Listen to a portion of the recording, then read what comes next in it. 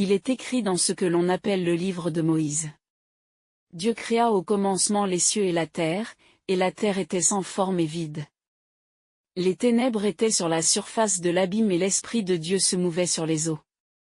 Et toujours selon les docteurs de la loi, Dieu dit, que la lumière soit, et la lumière fut. Moi l'ange de la face de Dieu, je déclare que Moïse n'a jamais parlé de la sorte. Et jamais aucune langue mortelle n'expliquera quand et comment le Tout-Puissant a créé l'univers. Les anges même ne le savent pas, mais ils savent que Dieu est la lumière. Comment donc la lumière pourrait-elle dire, que la lumière soit? L'Esprit de Dieu se mouvait sur les eaux et les ténèbres étaient sur la surface de l'abîme. Comment est-ce possible que les ténèbres soient là où la lumière se mouvait? Là où était la lumière se pouvait-il que les ténèbres y soient? Et Dieu vit que la lumière était bonne, et Dieu sépara la lumière d'avec les ténèbres. Que de non-sens! Tous les clairvoyants savent aujourd'hui que c'est le soleil qui sépare les ténèbres d'avec la lumière. Que la lumière soit, selon cette fable, Dieu aurait créé le soleil 4 jours après la lumière? D'où vient cette hypothèse, sinon de l'imposture formelle des hommes pervers? Moi, l'ange du Seigneur, je répète qu'aucune langue mortelle ne révélera ce qui est caché, même aux anges qui se tiennent auprès du Tout-Puissant. En conséquence, si le commencement d'une histoire n'est qu'une invention des hommes, que peut-il y avoir de vrai à la fin?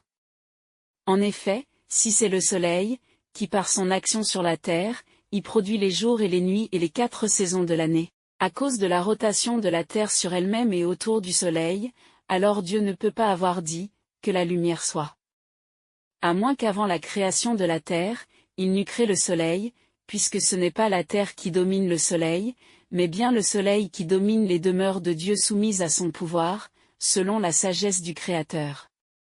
Le Seigneur Jésus-Christ, en réfutant lui-même ce que l'on appelle l'Ancien Testament, que Dieu, prétend-on, avait contracté avec les hommes, se proposait d'apprendre la vérité, et le monde ne l'a pas compris.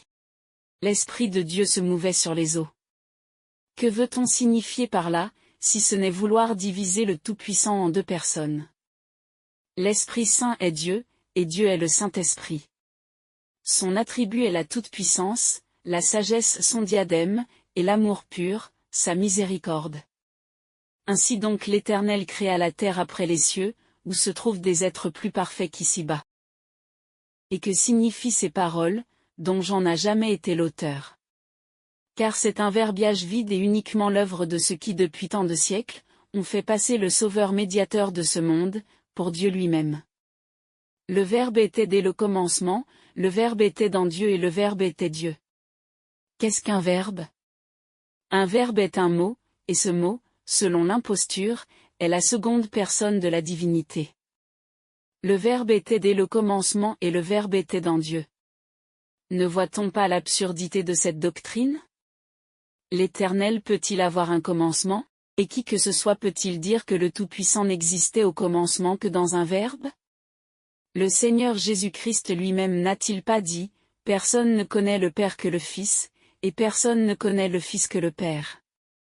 Maintenant, où donc, et à qui le Seigneur a-t-il dit, que le Père céleste était un verbe? Ou a-t-il dit que ce verbe était lui-même, et que c'était lui qui avait créé toutes choses? Ou a-t-il dit lui-même comme l'imposture veut le faire croire, que ce même verbe s'est fait chair? Dieu le Tout-Puissant, est l'Esprit Saint, et le Saint-Esprit s'est fait chair. Mes bien-aimés, ouvrez les yeux. Peut-on pousser le blasphème plus loin? Comment peut-on croire maintenant à ce que dit celui qui a écrit la fable blasphématoire que Dieu était qu'un verbe, et que ce verbe était Dieu qui s'est fait chair? Il n'y a aucun homme sur la terre qui puisse dévoiler le mystère ni découvrir ses décrets éternels, et même les anges du Tout-Puissant ne savent qu'exécuter les ordres qu'ils reçoivent de la part de sa miséricorde, à cause de son amour pour toutes choses, qu'il a créé dans sa sagesse inépuisable. Tout est pur, dans la véritable lumière, mais ce qui vient de l'homme est impur. Et même ce qui a été mis dans sa bouche par l'esprit de la vérité céleste, devient impur par l'esprit de l'homme. C'est ainsi qu'ils ont falsifié ce qui vient de Dieu, par l'Ancien Testament. Car Dieu, le Tout-Puissant, n'a jamais changé ce qu'il a déclaré depuis la création des cieux et de la terre, mais par l'effet de son amour pur, qui émane de sa miséricorde pour toutes ses créatures, qui sont ses enfants dans le monde. Il a renouvelé par notre Seigneur son Ancien Testament que les hommes pervers avaient falsifié à cause de leur méchanceté. Et lorsque selon la sainte volonté du Tout-Puissant, le livre que l'on appelle la Bible, sera restauré dans sa pureté primitive, on verra alors que notre Seigneur n'a rien dit de nouveau. Que ceux qui ont compris partagent, et l'expliquent à ceux qui n'ont pas compris. Marchez selon la vérité céleste, et ne vous conformez pas à ce monde.